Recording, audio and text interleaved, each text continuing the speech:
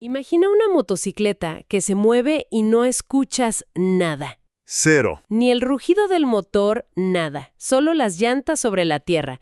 Uno pensaría, pues, en algo para no molestar a los vecinos. Y sí, por ahí empezó. Justo por ahí. Pero lo que vamos a desglosar hoy, con fuentes que van desde viejas revistas de motocross, comunicados de policía, hasta manuales de defensa y una guía de supervivencia zombie, ¿Que esa es la mejor? es como ese silencio se convirtió en una de las ventajas tácticas más codiciadas del mundo. Hoy vamos a armar el rompecabezas de la motocicleta eléctrica Zero MMX. Y es un rompecabezas fascinante, porque fíjate, esta no es la historia de un arma que se diseñó en un laboratorio militar desde cero. No, Es la historia de cómo una tecnología para el consumidor, que nació de un problema tan mundano como el ruido, se adaptó y se transformó para el campo de batalla moderno. no solo vamos a ver los fierros, sino el por qué. El por qué, la necesidad que vino a cubrir. Exacto. Perfecto, pues arranquemos desde el principio, porque para entender a la MMX militar hay que conocer a sus abuelas civiles. Hay que irse para atrás. A ver, las fuentes de la época, como VitalMX, Motorcycle.com, hablaban de los primeros modelos, la 0X del 2008 y la MX del 2010, como si fuera un ovni. Sí, era algo rarísimo. Una mezcla entre bici de montaña de alto rendimiento y una moto de cross. Súper ligera, ¿no? Unos 63 kilos, con un motorcito eléctrico de 20 caballos. Pero el corazón de la bestia, la innovación real, era la batería de iones de litio. Claro. Un bloque de casi 18 kilos que te daba para rodar, ¿qué, 2 horas? Y se cargaba en un par de horas en cualquier enchufe. Y aquí viene lo que me llamó la atención, el modelo de negocio. Porque cargarla te costaba literalmente centavos. Nada. 25 centavos de dólar decía una reseña. Pero si se te moría la batería, el reemplazo costaba casi $3,000. $3,000. O sea, ¿a quién le hacía sentido ese trato? Suena una locura. Suena una locura hasta que entiendes el problema que estaban resolviendo. En esa época en Estados Unidos, muchísimas pistas de motocross, sobre todo cerca de zonas residenciales, estaban cerrando. Por el ruido. Por el ruido. Las quejas de los vecinos por los motores de 2 tiempos eran, un infierno. Para un piloto que se estaba quedando sin lugares para entrenar, pagar un dineral por una moto que le permitía rodar donde fuera, sin que nadie le dijera nada, era una inversión que, valía la pena. Claro, el silencio no era un lujo, era la llave. Y la experiencia de manejo, dicen, era otro mundo. Totalmente. Describen que no hay freno de motor. El torque es brutal, instantáneo.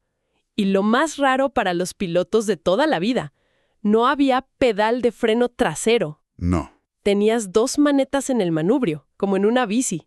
Seguro que más de uno se fue de boca buscando el pedal con el pie. Totalmente. Y ahí está la ironía, ¿no? Crearon una moto para no molestar a los vecinos en California. Ajá. Y sin querer, diseñaron la herramienta perfecta para sorprender a un enemigo al otro lado del mundo. Es increíble.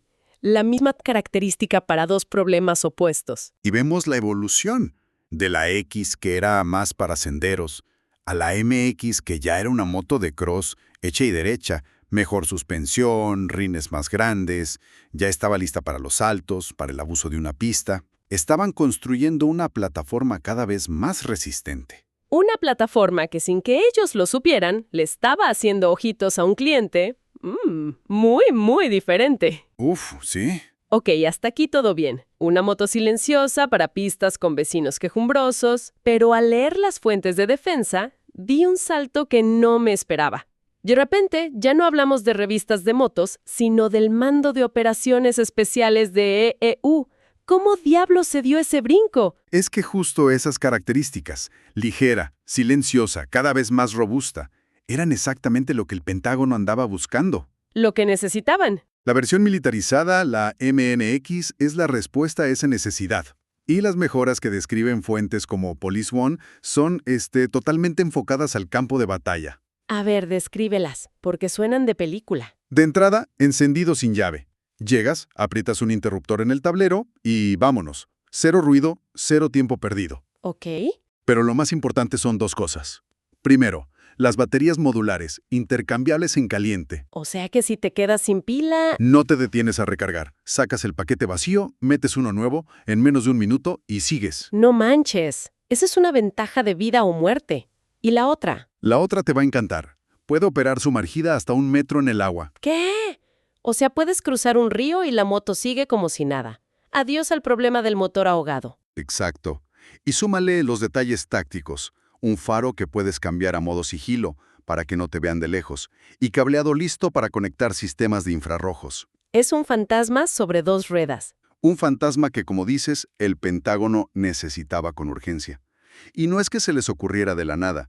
Según Defense Update, el SOCOM tenía un problema muy específico. ¿Cuál? Sus equipos necesitaban infiltrarse rápido y en silencio, a veces lanzados desde un helicóptero o un avión M-22, y las motos de gasolina son como gritar «aquí estoy» con un megáfono. Claro, el ruido te delata a kilómetros. Y no es solo el ruido audible. Piensa en la guerra moderna. Un motor de combustión caliente brilla como un faro en los visores térmicos del enemigo. La firma de calor. Exacto. La MMX, al ser eléctrica, tiene una firma de calor mínima. Es mucho más difícil de detectar. Y tampoco huele. Es un detalle que parece menor, pero en una misión de reconocimiento, donde estás escondido a metros del enemigo, no quieres que el viento lleve el olor a gasolina. El CEO de Zero, en esa época, John Lloyd, lo resumió perfecto. La simplicidad es vida en el campo de batalla. Claro. Una máquina sin gasolina, sin aceite, sin fluidos de transmisión, es una máquina inherentemente más fiable. Falla menos. Es increíble cómo la misma herramienta sirve para fines tan distintos. Por un lado, una de las fuentes menciona que el Departamento de Policía de Los Ángeles, el LAPD, adoptó estas motos. ¿Sí? Las usan para patrullar parcas enormes, zonas montañosas donde un coche no entra. El sigilo les sirve para acercarse sin alertar a la gente para un patrullaje de bajo impacto. Exacto. Un uso de baja perturbación. Pero para los militares, esa misma característica tiene un propósito. Completamente letal. Totalmente. Los marines de reconocimiento las están probando en junglas densas del Pacífico, lugares donde sus vehículos blindados, los JLTV, son inútiles porque no caben. Simplemente no pasan entre los árboles. La moto les da acceso. Y las tácticas que describen son fascinantes. Hablan de equipos de movilidad. Las motos se adelantan al pelotón, como una avanzada silenciosa. O pueden usar una sola moto para infiltrar a un JTAC, un controlador aéreo, hasta una posición. Exacto, y desde ahí ilumina un objetivo con un láser para que un avión lo bombardee. Imagínate el nivel de sorpresa. El enemigo no escucha nada, no ve nada, y de repente le cae una bomba encima. También las usan para misiones de screening, que es básicamente ir por delante de un convoy pesado para detectar emboscadas. Sin arriesgar a todo el convoy. Es como el canario en la mina de carbón, pero uno muy silencioso. Y muy rápido. Y no estaban solos en esta idea. DARPA, la agencia de investigación del Pentágono, tenía su propio proyecto, el Silent Hawk. Pero era un concepto distinto, ¿no? Sí, era un híbrido. Pesaba bastante más, casi 160 kilos contra los 125 de la MMX. Ah, es una diferencia. Podía funcionar con un motor de combustión normal, que hacía unos 75 decibeles, o cambiar a un modo eléctrico que bajaba a 55. Era más versátil con el combustible, sí, pero la MMX, al ser 100% eléctrica, Es sigilosa por naturaleza. No tiene un modo ruidoso. el sigilo es su estado base. Oye, y me encanta que una de las fuentes sea la Zombie Research Society. Lo mencionan casi como chiste, pero el punto es totalmente válido. Es buenísimo. Dicen que en un apocalipsis zombie, hacer ruido es la forma más rápida de atraer a una horda y morir. El principio para sobrevivir es el sigilo. Resulta que los zombies y los combatientes enemigos reaccionan igual de mal a los ruidos fuertes. Una lección universal, por lo visto. El silencio es supervivencia. Pero claro, no todo es perfecto. Y aquí es donde la historia se pone más realista. Hay que hablar de las limitaciones. Y los propios Marines, en sus informes, son brutalmente honestos. Sí, ahí es donde se ve la realidad del campo de batalla. El problema número 1, con mayúsculas, es la batería. La energía. Siempre es el talón de Aquiles de estas tecnologías. Totalmente. El rango oficial que da la compañía es de hasta 140 kilómetros. Pero eso es en condiciones ideales. En una calle pavimentada, sin peso. Exacto. Un Marine con todo su equipo, chaleco, casco, armas, mochila, en terreno difícil como lodo o una pendiente, agota la batería en tan solo 20 minutos. 20 minutos. Es brutal. Apenas te da tiempo de alejarte de la zona de aterrizaje y buscar cobertura. Es una correa logística muy, muy corta. Cortísima. Y luego está el peso de las baterías de repuesto. Cada una pesa 18 kilos. Son como ladrillos. Si tu misión necesita más de 20 minutos, tienes que cargar con esos ladrillos. Y cada kilo de batería es un kilo menos de munición, de agua, de raciones. Es un trueque constante y terrible. Y eso nos lleva al problema más grande, la recarga. ¿Cómo la cargas en medio de la nada? No hay enchufes en una zona de combate. La opción de los paneles solares es lentísima y te obliga a quedarte quieto, expuesto. No es una opción táctica. Para nada. La única solución realista es llevar un generador de gasolina en un vehículo más grande, un Humvee o algo así. Y entonces caes en la contradicción máxima. Claro. Para mantener operativa tu plataforma sigilosa, necesitas un generador que hace un ruido infernal que se escucha a kilómetros y que borra de un plumazo toda tu ventaja táctica. Se crea una tensión constante entre el sigilo en la misión y el ruido en la base. La capacidad de intercambiar baterías es una solución parcial, una curita. Mantiene la moto en movimiento, sí, pero solo patea el problema hacia atrás. ¿Cómo cargas las baterías que acabas de sacar? Es un dilema. Y plantea una pregunta fundamental. ¿Qué es más fácil de mantener en una guerra?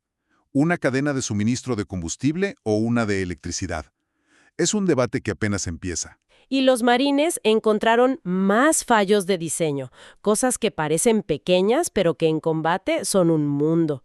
Se quejan de que la suspensión delantera no aguanta el abuso. Encenderla. Pierde segundos vitales. Y esta es mi favorita por lo frustrante que debe ser. En la pantalla LED que te muestra cuánta batería te queda, A ver.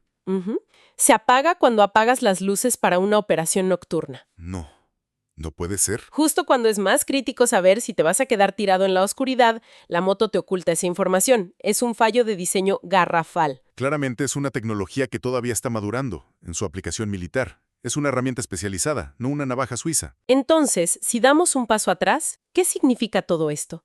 Hemos visto el viaje completo de esta máquina. Nació como una solución ingeniosa a un problema de ruido en los suburbios de Estados Unidos. Y, por un giro del destino, se convirtió en una herramienta táctica que está redefiniendo cómo operan algunas de las unidades militares más avanzadas del planeta. Es una evolución que nadie vio venir. Y en el fondo, la historia de la Zero MMX personifica esa tensión que siempre existe en la innovación, sobre todo la militar.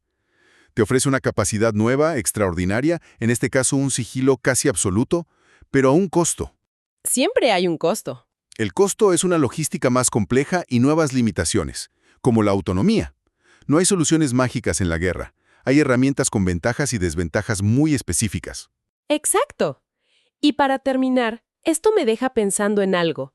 Todas las fuentes nos muestran cómo el ejército está adaptando tecnología que nació en el mercado civil. Y ese mercado civil, el de los vehículos eléctricos, está avanzando a una velocidad exponencial, impulsado por miles de millones de dólares. Muchísimo dinero. Con esa aceleración, la pregunta es, ¿qué capacidades militares, que hoy nos parecen de ciencia ficción, van a surgir en la próxima década gracias a una tecnología de baterías que se está desarrollando para coches familiares? Buena pregunta. Quizá estamos viendo al abuelo de una era donde el reconocimiento ya no lo haga un soldado en una moto, sino un enjambre de drones terrestres, autónomos y silenciosos, volviendo obsoleto al propio piloto humano.